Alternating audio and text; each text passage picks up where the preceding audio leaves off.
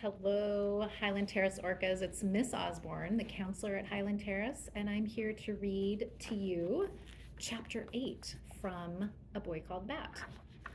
Let's get started. Sometimes Bat wished that Janie went to his school because it would be kind of neat to see her in the hallways and at lunchtime. But most of the time, he was glad that his school was something he didn't have to share with her. Janie attended the Robert E. Willett Elementary School, but this was her last year. Next fall, she would be going to junior high school. Bat went to a private school. It had smaller classes than the public school, and his parents thought it was a better fit for him, which was fine with Bat. Mr. Grayson was a good teacher who never yelled and who usually let Bat wear his earmuffs if things got too loud. Also, his school, the Saw-Whet School, was named after a type of owl. The main hallway of the Saw-Whet School was a busy place until 8:35 a.m. when class officially started. Until then, it was full of parents walking the younger kids, those in kindergarten and first grade, to their classrooms and older kids walking themselves, all while the principal, Mrs. Martinez, stood outside of the administration office smiling and being friendly.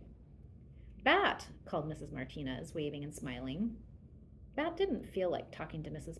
Martinez, so he pretended he didn't see her and slid to the far right side of the hallway as he passed.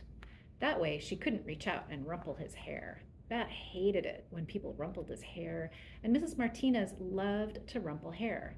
She had never yet rumpled his hair, and Bat wanted to keep it that way. Here's a picture.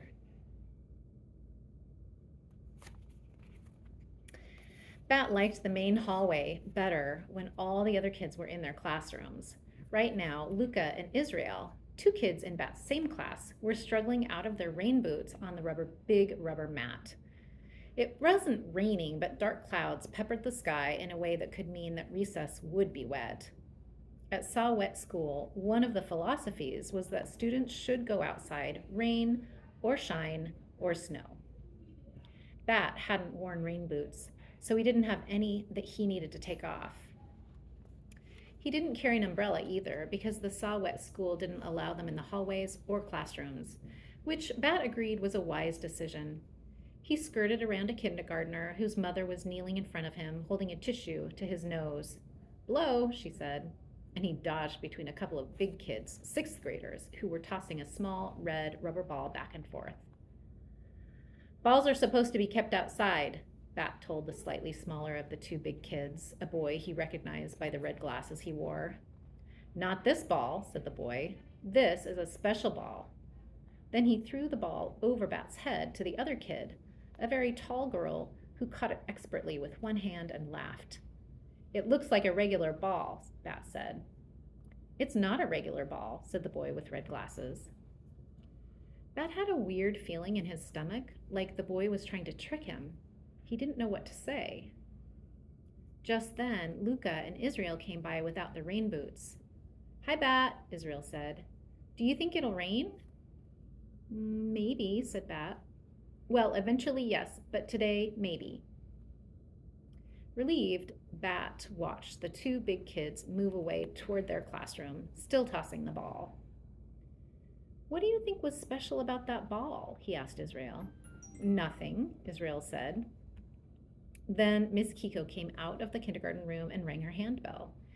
It made a gentle, tinkling sound, way better than the harsh, painful scream of Janie's electric school bell system, which Bat had heard last year during a school play he'd gone to watch.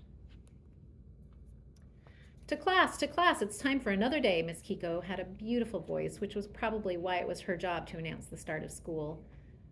Bat followed Luca and Israel into Mr. Grayson's third grade classroom. "I brought 2 sandwiches for lunch today," Luca was telling Israel, "in case you want to trade cookies for one." "Why do I want to do that?" answered Israel. "I brought my own sandwich." Bat knew why Luca would think Israel wanted to trade. Yesterday, he had heard Luca tell Israel that she didn't really like her cream cheese sandwiches, and Israel had replied that he didn't like the turkey one his mom always made. "I would trade anything for a cream cheese sandwich," he had said. He listened to see if Luca would remind Israel of what he had said, but she didn't. Probably Israel was just being nice, Bat interjected, to make you feel better about bringing cream cheese sandwiches to school every day. He probably didn't really want your sandwich. Israel turned around. His face was red and his eyebrows pointed toward each other, making a wrinkly crinkle in his forehead. Dude, he said to Bat. Bat waited for Israel to say more, but he didn't. Just that one word, dude. Then Lucas started crying, and she shoved past Bat to go back into the hallway. He watched her run into the girls' bathroom. Mr. Grayson came over. He was wearing his bright orange tennis shoes today. Bat liked it when he wore those shoes. It was like he was wearing suns on his feet. What's the problem, friends? He asked. Bat embarrassed Luca, Israel said really loudly, making Bat wish he had his earmuffs. They were in his backpack, on his back. I'm sure you didn't mean to embarrass her, did you, Bat? Asked Mr. Grayson. There were 16 eyelets on each of his shoes, Bat counted.